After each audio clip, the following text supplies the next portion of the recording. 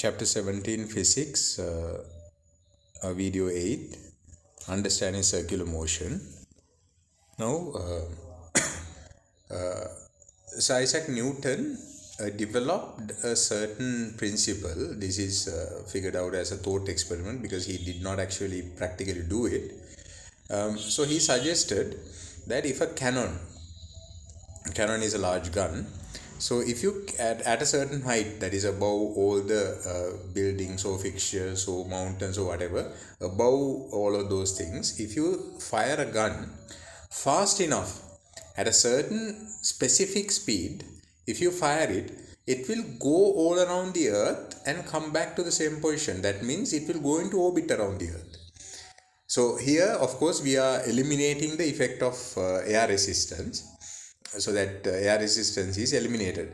So theoretically, it is possible. So what happens is, if you can look at this diagram, figure 17.10, you can see there are three separate occasions. In the first instance, if there are four they have drawn, if it is too slow, it is going to fall onto the ground.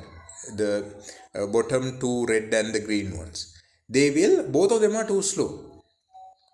Then if it is too fast, it will actually escape the centripetal force that is required. So it will go out of our gravity, the Earth's gravity.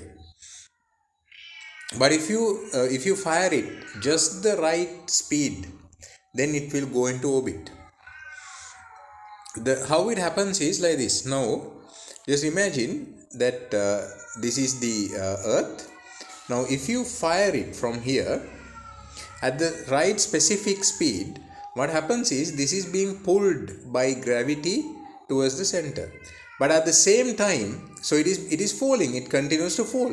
But at the same time, the Earth is also falling. The Earth is also falling. The Earth continues to fall as well. Earth is falling and this is also falling. So it continues to happen in the same way, and it goes all around the Earth, as we discussed.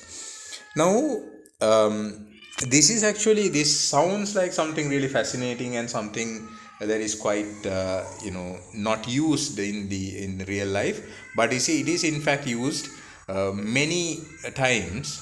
Even as we speak, it is being practically used because there are so many objects out in the open skies in space which are in orbit around us. So they have that orbital speed, the orbit speed, they have gained that orbital speed.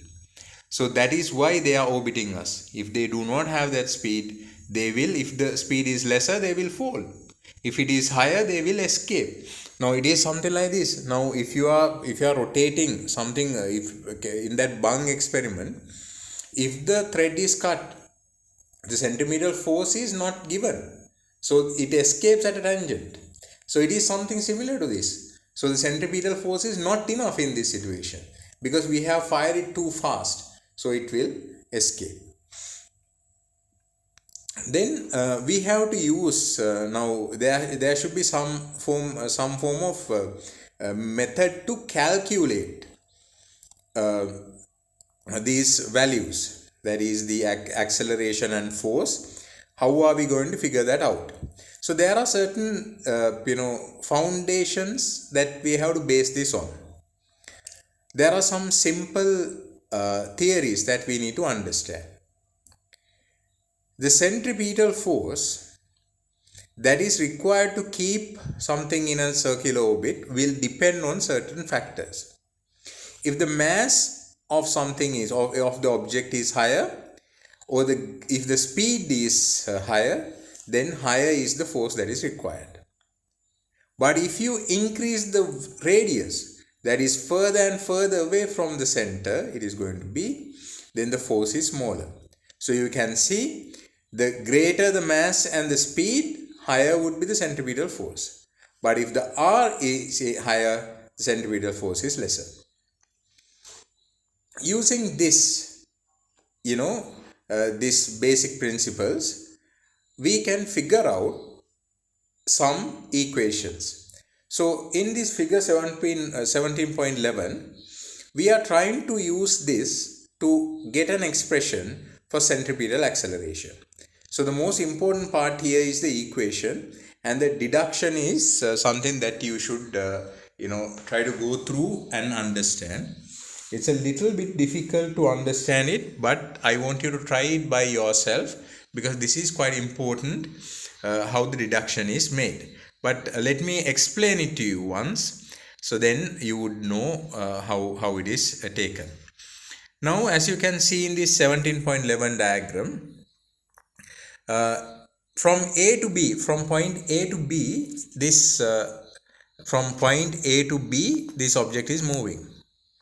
So when it moves from A to B, there is a change in the it moves through the angle delta theta. It moves through an angle of delta theta, and during that time, so it moves through this angle delta theta, and this angle that is corresponding to this angle is also delta theta. Then the change in velocity is this delta v. Then from that detail we can take an equation delta theta equals delta v upon v. Then we divide both sides by delta t, and you have to understand why we have to divide it by delta t. Delta t is because velocity over time. We are trying to figure out the rate of delta v, rate of change of velocity is acceleration. So we are trying to figure out what acceleration is. We divide both sides by delta v. First of all, we cross multiply. Then we get delta v upon delta t equals v delta theta divided by delta t. You know what delta v upon delta t is? That is acceleration, particle's acceleration. Delta theta upon delta t is omega. We discussed that earlier. That is the angular velocity. Then from that we can get an expression A equals v omega. A equals v omega. So that is one equation for centripetal acceleration. Then we have another equation, v equals omega r. Then from that we can get rid of omega. Then from that we can substitute values, and we can get the final equation A equals v squared upon r. I suppose you understood this, because v equals omega r. V equals omega r. Then from that we can take an expression for omega. Omega equals v upon r. From here,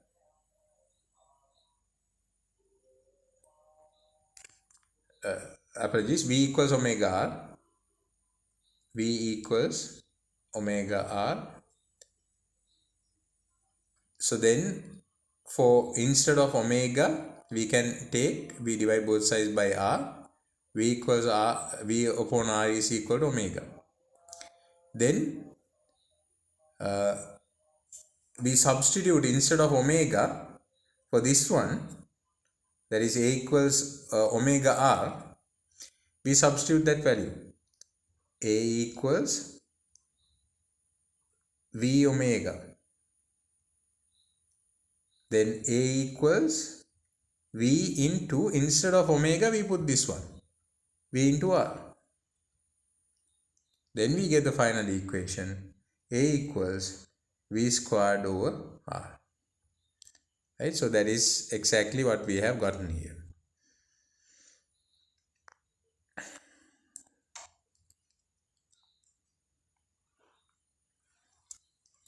Let's write down a note.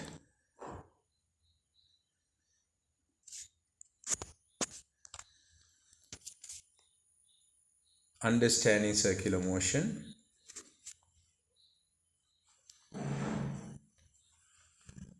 Newton devised a thought experiment which suggested that an object fired at the correct speed can be put into orbit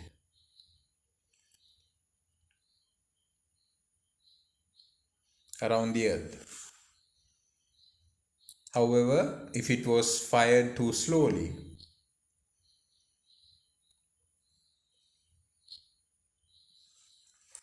it would fall onto the ground.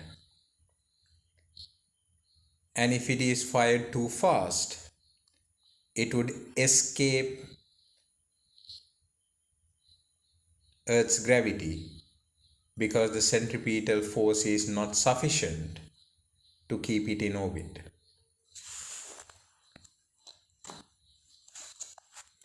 However, if it is fired at just the right speed, it will go into a circular orbit. It will go into a circular orbit.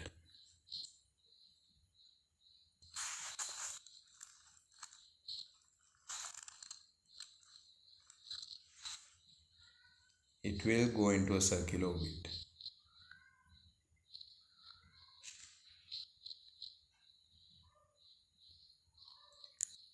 Please write down calculating acceleration and force.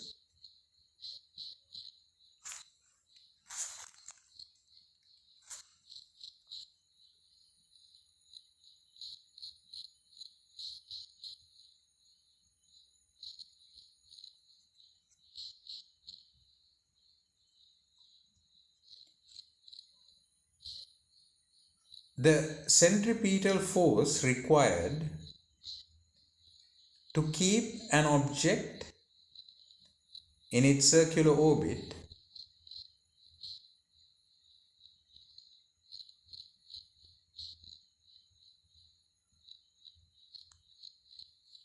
will depend on three factors. Leave a line and write. Centripetal force F needed would be higher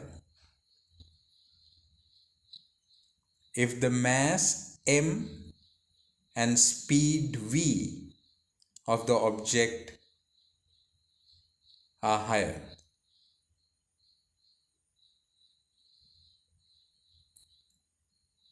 Next point, if the radius of the circular orbit is higher, centripetal force is lesser.